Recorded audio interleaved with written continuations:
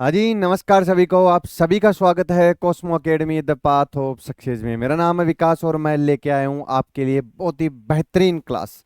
बिल्कुल, इस बेहतरीन क्लास में हम डिस्कस कर रहे हैं 300 प्लस एमसीक्यूज और इस सीरीज की आज पांचवी क्लास है जिसमें अपन डिस्कस करेंगे टोटल 30 क्वेश्चंस। और ऐसे करके पूरी 10 क्लासेज में आपके 300 क्वेश्चंस ऐसे कैसे आपके सामने प्रस्तुत हो जाएंगे। मैं ये सुनने में आ रहा है कि आपको क्लासेस में मजा नहीं आ रहा है। कैसे नहीं आ रहा मजा? मजे के लिए क्या किया जाए? आपके लिए रसगुल्ले बंटवाए जाए? नहीं, मैं नहीं बंटवाऊंगा। जब आपके सिलेक्शन होगा तब आप खुद रसगुल्ले लेके आना।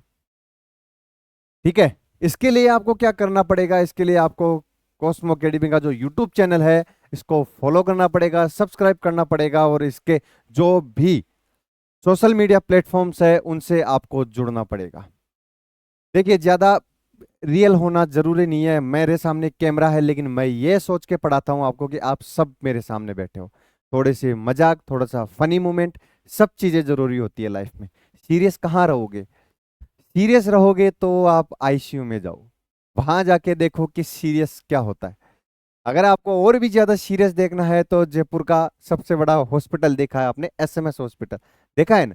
वहां आइए और वहां जाके किसी भी नॉर्मल वार्ड में आप घुस जाइए। वहां आपको पता लगेगा कि लाइफ में सीरियस होना किसको कहते हैं। पढ़ाई लिखाई ये एक तरफ है और अपना इंजॉयमेंट एक तरफ है, अपनी खुशी एक तरफ है। ये सब चीजें भी होना जरूरी है अपनी लाइफ में। ठीक है, इसी खुशी के साथ और इसी इंजॉयमेंट के साथ आज की क्लास स्टार्ट करते हैं। और आज अपन डिस्कस करेंगे टोटल 30 क्वेश्चंस जिसमें आपको बताया जाएगा कि कंप्यूटर के बेसिक्स क्या होते हैं। देखिए, पिछली जो 4 क्लासेस हैं उनमें 120 क्वेश्चंस डिस्कस कर चुके हैं और इन 120 क्वेश्चंस में आपको ऐसे ऐसे क्वेश्चंस भी देखने को मिले हैं जो इजी भी है, जो टफ भी है और आपकी एग्जाम पॉइंट ऑफ व्यू से इंपॉर्टेंट भी है। आज की जो क्लास है उसमें थोड़ा सा लेवल कम रखा है मैंने और आपको कुछ एक्स्ट्रा नॉलेज, कंप्यूटर से रिलेटेड ही कुछ एक्स्ट्रा नॉलेज देने की कोशिश की है। ठीक है, मेरे फेस पे मत जाना, फेस गंदा है बिल्कुल। आगे देखते हैं, भारत का सबसे बड़ा आईटी पार्क यानी कि टेक्नो पार्क किस राज्य में स्थित है? अब देखिए, ऐसे क्वेश्चंस भी पूछे जाते हैं क्योंकि कंप्यूटर एक टेक्नोलॉजी के रूप में जाना जाता है। और भारत में कौन सिलिकॉन वैली है, कौन टेक्नोलॉजी जो टेक्नो पार्क है वो कहाँ पे स्थित है, ये ऐसे क्वेश्चंस भी आ सकते हैं और अपना जानकारी होना बहुत जरूरी है ऐसे क्वेश्चंस की। तो पहला क्वेश्चन ही अपना यही है कि भारत का सबसे बड़ा आईटी पार्क टेक्नो पार्क नाम दिया गया है जिसका किस राज्य में स्थित है, ये आपको ध्यान रखना है। न्यू दिल्ली में नहीं है, कलकत्ता में नहीं है, कर्नाटक में नहीं है, केरल में इसका आंसर होगा। केरल में क्या है? केरल में भारत का जो आईटी पार्क है जिसका नाम रखा गया है टेक्नो पार्क, ये केरल में स्थित है। अब केरल मसालों की रानी किसको कहा जाता है? वो केरल को ही कहा जाता है। केरल में सबसे ज्यादा काली मिर्च और सबसे ज्यादा इलायची वगैरह जो भी मसाले हैं वो मसालों के लिए प्रसिद्ध है केरल। और केरल में ही आपके जो टेक्नो पार्क है उसको स्थापित किया गया है। इसके साथ में ही अपन देखेंगे तो भारत की सिलिकॉन वैली, भारत की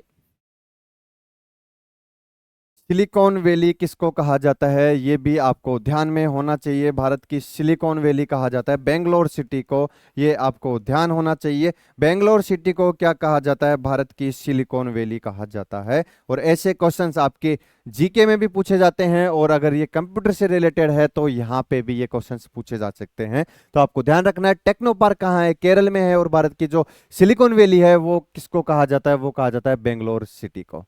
क्लियर? पहला क्वेश्चन आपका क्लियर हो चुका। आगे बढ़ते हैं, पहली बार ईमेल किस वर्ष भेजा गया था? ईमेल की फुल फॉर्म सबसे पहले अपन देखते हैं। इसको बोलते हैं अपन इलेक्ट्रॉनिक मेल। ठीक है, मैंने शॉर्ट में लिखा है ईमेल, इलेक्ट्रॉनिक मेल। और इसका आविष्कार किसने किया था? इसका आविष्कार किया था, देखिए आपको ध्यान होना चाहिए, इसका आविष्कार किया था रे टॉमिल्सन ने। किसने किया था इसका आविष्कार? रे टॉमिल्सन ने इसका आविष्कार किया था। और इसका पूरी तरीके से ईमेल का एक पूरा चैप्टर मैंने पढ़ा है आपको और इसमें बिल्कुल आपको इमेज के माध्यम से बताया है कि जो सारी चीजें हैं वो कैसे कैसे होती है। इसमें मैंने एक चीज कुछ गलत बताया था आपको। गलत क्या? वो थोड़ा सा माइंड से स्लिप हो गया था। थोड़ा पेन की थिकनेस कम करते हैं फिर देखते हैं। देखिए, मैंने आपको बताया था बाउंस मेल, बाउंस मेल। ठीक है, ये आपको ध्यान रखना है। बाउंस मेल मैंने बताया था, जो रिप्लाई होता है उसको बाउंस मेल कहते हैं, जबकि बाउंस मेल होती है जब अपन किसी को मेल सेंड करते हैं तो वो या तो अस्थायी रूप से या स्थायी रूप से अगले के पास में नहीं पहुंच पाती है और वो वहीं से बीच में से ही अपने पास आ जाती है, उसको बोलते हैं बाउंस मेल। ठीक है, अब इसका छोटा सा एग्जांपल देके आपको रिलेट करना आपको मैं बताता हूं। आपके मम्मी पापा आपके लिए कहीं रिश्ता देखने जा रहे हैं, रिश्ता देखने जा रहे हैं किसी अगले इंसान के घर पे। अब वहीं पे क्या हो गया, उनके बीच में एक दलाल ऐसा होता है जो रिश्ते तुड़वाने के लिए हमेशा तत्पर रहता है। अब इंसान पहुंचता पहुंचता उसकी इंक्वायरी करता करता उस इंसान के पास में पहुंच जाता है। उस इंसान के पास में पहुंचने के बाद वो इंसान क्या करता है, अजी मालिक उनके क्यों करना है, वो तो ऐसे हैं वो वैसे हैं, उनके तो ये दारू पीते हैं, उनके तो वो करते हैं। उनके बीच में से ही, मतलब ये उनका घर, ये आप लोग आपके मम्मी पापा, यहाँ पे कोई दलाल बैठा है, उस दलाल के पास में मम्मी पापा पहुंच गए या आपके कोई रिश्तेदार पहुंच गया। अब यहां से ही उनको वापस बैक कर दिया जाता है। तो ये जो एरिया है, ये जो ऑब्स्टकल है, इसको ही बाउंस मेल कहते हैं कि यहाँ पे, यहां से वो वापस जा रहे हैं, मतलब अगले इंसान के घर पहुंचे ही नहीं। तो ये जो डिस्टेंस है, ये आगे के डिस्टेंस, इसमें स्थायी रूप से या अस्थायी रूप से यहां से वो वापस पहुंच गए, तो ये जो आपके मम्मी पापा हैं वो एक तरीके से बाउंस मेल कहलाते हैं। मैं आशा करता हूं कि ये आपको बिल्कुल अच्छे तरीके से समझ में आया होगा। यही होती है बाउंस मेल, कि अगले के पास में नहीं पहुंच पाती है, या तो वो स्थायी रूप से, किस रूप से, या तो स्थायी रूप से या फिर अस्थायी रूप से। ठीक है, दो रूप से होती है। स्थायी रूप से कैसे, स्थायी रूप से मतलब होता है कि उसमें कुछ गलती है और वापस पूरे तरीके से वो आपके पास में आ गई है, वो दोबारा उसके पास में नहीं पहुंचेगी। या फिर अस्थायी रूप से ऐसा होता है कि या तो कोई नेटवर्क में ग्लिच आ गया, या आपने जो भेजा है कोई पता वगैरह, या जो ईमेल आपने लगाई है वो गलत लगाई है, या कुछ भी चीज जिसके माध्यम से वो पहुंच नहीं पाई है या फिर आगे वो पहुंच सकती है, उसको बोलते हैं अस्थायी बाउंस मेल। क्लियर। तो बाउंस मेल जो मैंने वहां पे थोड़ा सा इसकी गलत इंफॉर्मेशन दी थी, क्यों दी थी, क्योंकि मैं उस टाइम थोड़ा सा माइंड से मेरा स्लिप हो गया था, बताना कुछ और चाहता था और बाउंस मेल पे बता कुछ और दिया। ठीक है, तो यहां पे मैंने आपका वो क्लियर कर दिया है। अब आते हैं वापस से क्वेश्चन। देखिए, पहली बार ईमेल किस वर्ष लॉन्च किया गया था, तो ये आपको ध्यान रखना है। पहली बार ईमेल लॉन्च किया गया था 1971 में, और किसके द्वारा लॉन्च किया गया था, ये किया गया था रे टॉमिल्सन के द्वारा ईमेल लॉन्च किया गया था। ठीक है, आगे बढ़ते हैं अपने क्वेश्चन पे। आगे है, कंप्यूटर में डाटा प्रोसेसिंग का मतलब क्या होता है। आप कभी कंप्यूटर में कोई कैरेक्टर्स इनपुट करते हो, उसके बाद में बोलते हो कि वेट करो थोड़ा डेटा प्रोसेस हो रहा है, उसका मतलब समझिए। आज डेटा प्रोसेस का मतलब होता है कंप्यूटर सिस्टम में डेटा को स्टोर करना और मैनेज करना। नेटवर्क पर डेटा भेजना बिल्कुल नहीं। डेटा बैकअप अपनाना और स्टोर करना बिल्कुल नहीं। डेटा का विश्लेषण करना, ये तो अरिथमेटिक लॉजिकल यूनिट करता है, जो कि कंट्रोल यूनिट का भाग होता है। ठीक है, और कंट्रोल यूनिट का भाग कौन सा होता है, अरिथमेटिक लॉजिक यूनिट, और इसमें होते हैं रजिस्टर्स। ये भी आपको ध्यान रखना है। रजिस्टर्स कहाँ होते हैं, अरिथमेटिक लॉजिकल यूनिट में रजिस्टर्स होते हैं, और इनका जो स्टोरेज है वो बहुत मिनिमम होता है। ठीक है, और जो रजिस्टर्स हैं इन्हीं में क्या होता है, आपकी जो तर्क और जो संक्रियाएं होती है, संक्रियाएं कहाँ होती है, जो संक्रियाएं होती है वो रजिस्टर्स में होती है। ठीक है, वापस क्वेश्चंस पे आते हैं। पूछा गया है कि कंप्यूटर में डेटा प्रोसेसिंग का मतलब क्या होता है, तो इसका आंसर होगा 1 नंबर, कंप्यूटर सिस्टम में डेटा को स्टोर करना और उसको मैनेज करना, ये होता है डेटा प्रोसेसिंग। आपने कोई कोडिंग की है या आपने कोई उसको इंस्ट्रक्शन दिया है कंप्यूटर को, वो उसको क्या करेगा, पहले तो जो डेटा है उसको स्टोर करेगा अपने कंप्यूटर में, या तो रैम में या रोम में या रजिस्टर्स में, जहां भी उसको संक्रियाएं करनी है, जहां उसको गणनाएं करनी है, वहां पे उसको स्टोर करेगा। उसके बाद में क्या करेगा, इसको मैनेज करेगा और फाइनल कंक्लूजन आपके सामने देगा। इसको बोलते हैं अपन डेटा प्रोसेसिंग। क्लियर। आगे बढ़ते हैं। किसी वेबसाइट के एड्रेस को क्या कहा जाता है, पूछा गया है किसी वेबसाइट के एड्रेस को क्या कहा जाता है। वेबसाइट का एड्रेस का मतलब होता है कि इसको कैसे पहचाना जाएगा कि ये वेबसाइट है या एप्लीकेशन है या कोई और चीज है। आइए क्वेश्चन के माध्यम से समझते हैं। देखिए, एड्रेस को क्या कहा जाता है, URL full form uniform resource locator, IP internet protocol address, या डोमेन नेम, या हाइपरलिंक। अब देखिए इसका आंसर तो होगा ए, यानी कि URL uniform resource locator. Resource locator का मतलब होता है वह स्रोत कौन सा है जिसको अपन लोकेट कर रहे हैं, जिसका अपन जो लोकेशन है उसको ढूंढ रहे हैं, तो इसका मतलब है किसी वेबसाइट के, अगर आपको ध्यान जानना है कि किसी वेबसाइट का एड्रेस क्या है तो आपको यूआरएल का यूज लेना पड़ेगा, यूनिफॉर्म रिसोर्स लोकेटर। अब नीचे बढ़ते हैं अपन, आईपी इंटरनेट प्रोटोकॉल। ये आईपी इंटरनेट का प्रोटोकॉल है, इंटरनेट के जो नियम्स है, इंटरनेट का संचालन के जो नियम है उनको मैनेज करने के लिए जो प्रोटोकॉल बनाया गया है कंप्यूटर्स जो संस्थाएं हैं उनके द्वारा, उनका उसका नाम है इंटरनेट प्रोटोकॉल। ये आपको ध्यान रखना है। डोमेन नेम अपन देखते हैं, जैसे कि अपन ने ईमेल देखा था, तो ईमेल में क्या होता है, यहाँ पे ये पहला जो नाम होता है उसके बाद में अपन @ लगाते हैं और इसके बाद में अपन ईमेल @gmail.com या outlook.com ऐसा कुछ लगाते हैं। इधर मैं आपको लिख के समझाता हूं। ये हो गया मान लो gmail.com, या यहां पे लिखते हो आप yahoo.com, या फिर लिखते हो आप outlook.com। ठीक है, तो ये जो चीज है, और इसके पहले जो मान लो लिख दिया मैंने कॉस्मो अकेडमी ऑफिशियल। ठीक है, ये मैंने लिख दिया, ये एक तरीके से ईमेल मैंने आपके सामने एक क्रिएट कर दी है। अब अपन इसमें देखते हैं कि यूजर आईडी क्या होती है और डोमेन नेम क्या होता है। देखिए @ से पहले मतलब लेफ्ट साइड का जो भाग होता है, ये वाला जो भाग होता है, इसको कहते हैं अपन यूजर आईडी। क्या बोलते हैं इसको अपन? इसको अपन यूजर आईडी बोलते हैं। और @ के जो बाद का भाग होता है, मतलब @ के बाद में ही तो google.com यूज कर रहे हो आप, याहू या outlook.com कर रहे हो, तो इसको बोलते हैं अपन डोमेन नेम। ये आपको ध्यान रखना है, ये इंपॉर्टेंट चीज है। यहां से क्वेश्चंस पूछे जाते हैं कि @ से पहला और @ से बाद का जो है उसका अपन क्या क्या बोलते हैं। तो @ से पहले जो होता है उसको अपन यूजर आईडी बोलते हैं, और @ से जो बाद का होता है उसको अपन डोमेन नेम बोलते हैं। तो ये आपको ध्यान रखना है, डोमेन नेम क्या होता है। हाइपरलिंक भी समझाता हूं आपको। हाइपरलिंक क्या होता है, जैसे हम पीडीएफ वगैरह प्रोवाइड करवाते हैं आपको, तो उसमें क्या होता है, नीचे की तरफ में एक लिंक दिया होता है, या तो यूट्यूब का लिंक होगा या किसी और सोशल मीडिया प्लेटफॉर्म का लिंक होगा। तो जो लिंक होता है जिसको अपन क्रिएट करते हैं उस पीडीएफ में या पीपीटी में या कहीं भी, तो उसको अपन हाइपर लिंक बोलते हैं। इसका मतलब है किसी पीडीएफ में, किसी पीपीटी में या किसी डॉक्यूमेंट में लिंक को क्रिएट करना या लिंक को इंसर्ट करना ही क्या कहलाता है, ये कहलाता है हाइपर लिंक कहलाता है। ठीक है, ऐसे ही क्वेश्चंस को उधेड़ा जाता है यहाँ पे, और यहां से आपको बहुत सारे क्वेश्चंस आपके सामने आ चुके हैं। अगला क्वेश्चन देखते हैं, कंप्यूटर में मदरबोर्ड का प्रमुख कार्य क्या होता है। मदरबोर्ड का प्रमुख कार्य, मदर क्या होती है, CM, chief minister of home.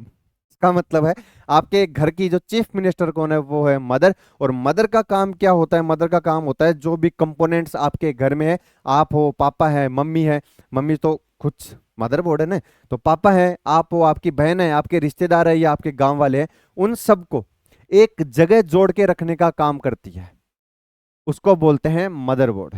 Computer भाषा में उसको मदरबोर्ड बोलते हैं, और अगर अपन अपनी जीवन शैली में देखें तो उसको मदर बोलते हैं। तो इसी कारण यहां पे अपन समझते हैं कि मदरबोर्ड का प्रमुख कार्य क्या होता है। देखिए डेटा प्रोसेसिंग करना, इसको भी उधेड़ते हैं। आइए बिल्कुल जल्दी आइए उधेड़ते।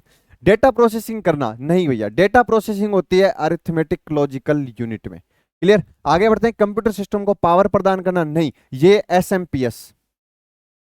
एसएमपीएस के माध्यम से इसको पावर सप्लाई प्रदान की जाती है। डेटा स्टोर करना नहीं, स्टोर अपन कहां कहां कर सकते हैं, देखिए स्टोर रैम में भी होता है, रोम में भी स्टोर होता है, हार्ड डिस्क में भी स्टोर होता है, और इसके बाद में एसएसडी में भी स्टोर होता है, और फ्लॉपी फ्लॉपी में भी स्टोर होता है। आगे देखते हैं अपन, रजिस्टर्स में भी स्टोर होता है, ये आपको ध्यान रखना है। ठीक है, इसके बाद में देखते हैं कंप्यूटर के सभी पार्ट्स को जोड़ना और उन्हें कंट्रोल करना। बिल्कुल इसका सही आंसर है डी आंसर।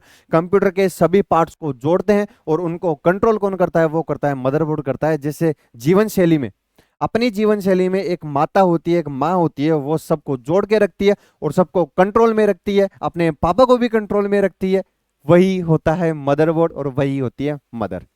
जिसकी आंखों के देखने मात्र से आप डर के एक कोने में दुबक के बैठ जाते हो, वो होती है माँ। ठीक है, ऐसा ही यहाँ पे कंप्यूटर में मदरबोर्ड काम करता है। क्लियर, बहुत अच्छे तरीके से आपको समझ में आया होगा। यहां से आगे बढ़ते हैं। निम्नलिखित में से किसने लिनक्स ऑपरेटिंग सिस्टम को विकसित किया था, ये आपको ध्यान रखना है। लिनक्स, देखिए लिनक्स दे रखा है और यहीं पे ऑप्शन में आंसर दे रखा है। कल मैंने एक कुछ वेब सीरीज टाइप में कुछ देख रहा था मैं, उसमें आया था, एक बंदा बोलता है कि अगर आपको आंसर करने हैं तो क्वेश्चन को 2-3 बार पढ़िए, क्योंकि उस प्रश्न का आंसर उसी प्रश्न में छुपा होता है। ये बात आपको ध्यान रखनी है।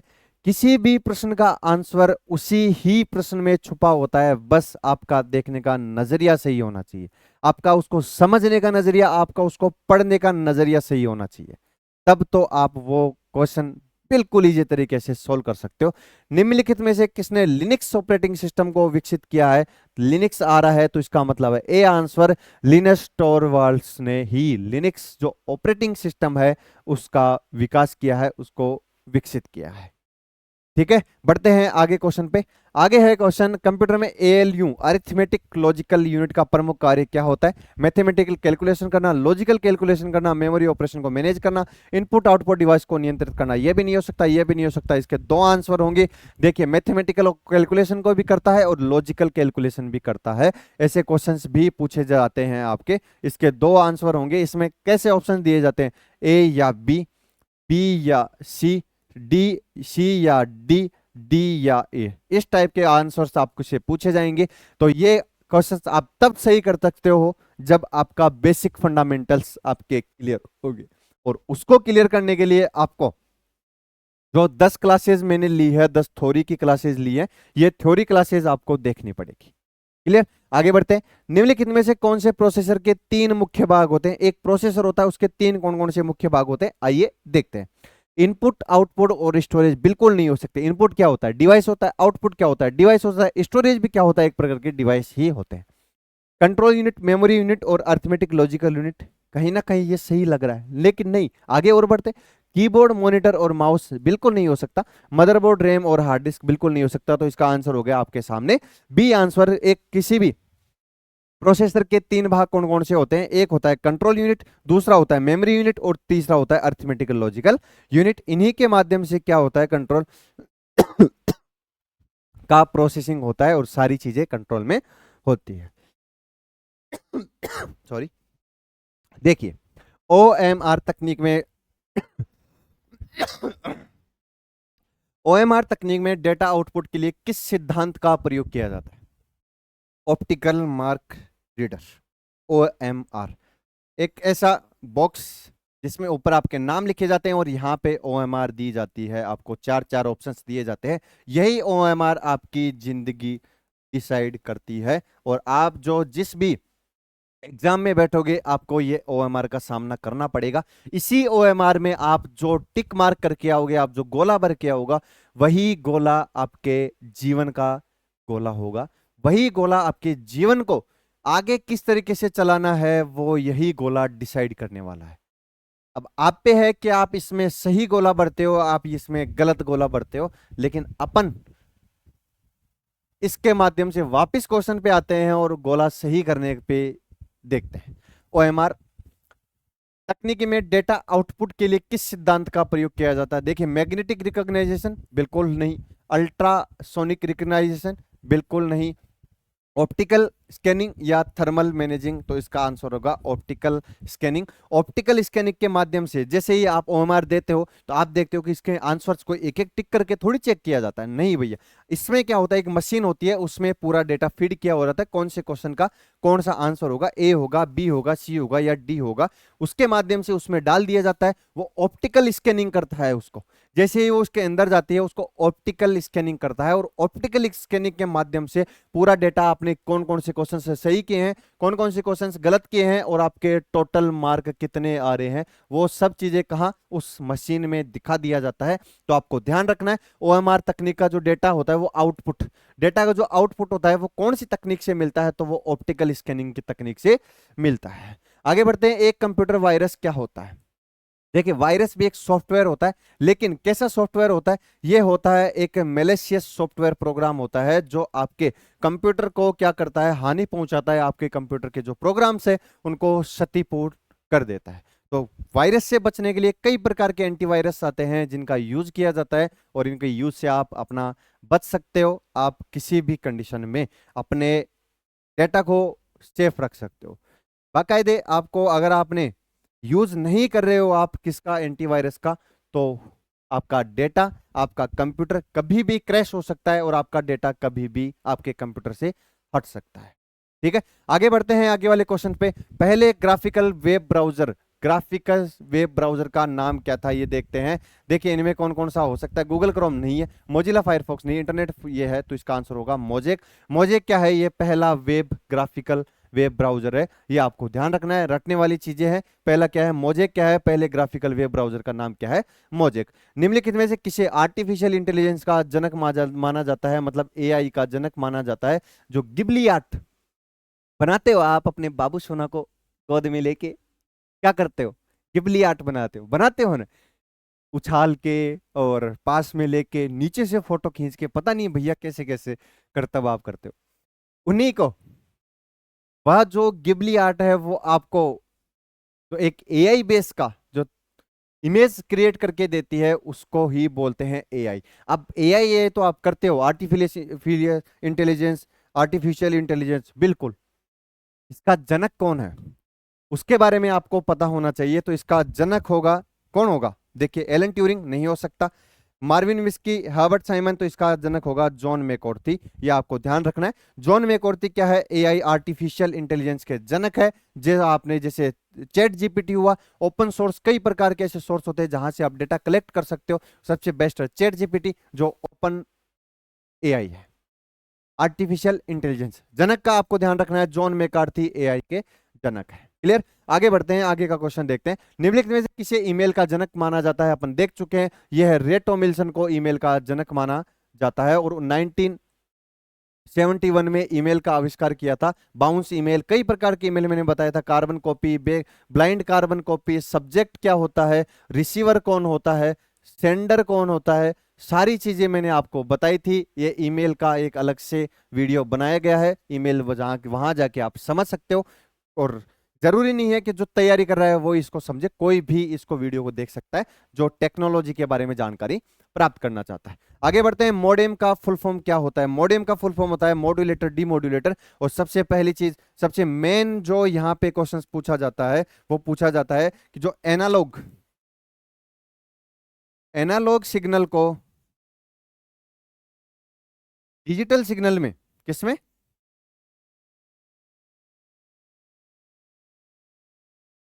डिजिटल सिग्नल में, ठीक है।